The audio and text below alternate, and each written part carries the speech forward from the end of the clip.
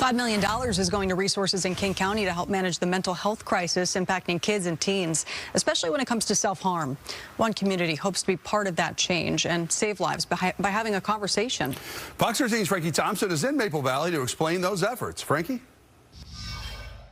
There is a nationwide shortage of professional help to address the youth mental health crisis. That's why the city of Maple Valley is investing in training to empower and educate community members to know the signs, symptoms, and solutions. When we move into this conversation, it is important for us to know what a crisis looks like and what the term crisis means. A mental health crisis that's growing in communities across the U.S., impacting the most innocent population, young people.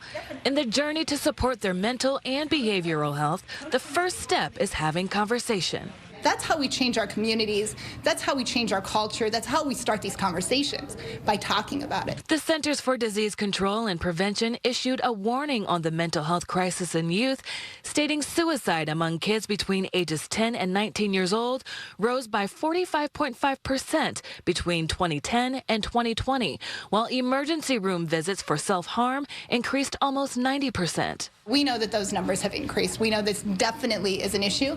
We also know people are talking about it more, though. And so that's the other piece of it, is I think the pandemic brought the conversation to the surface in a way that wasn't previously happening. And conversation is how community hopes to change the future for young people who may be struggling today. This is one of the reasons why people don't get help. National trainer Michelle Pallon is with Mental Health First Aid Program, teaching lessons about the signs and symptoms of mental health and substance abuse challenges. Mental Health First Aid is bringing kindness to the surface in a very deliberate, intentional manner.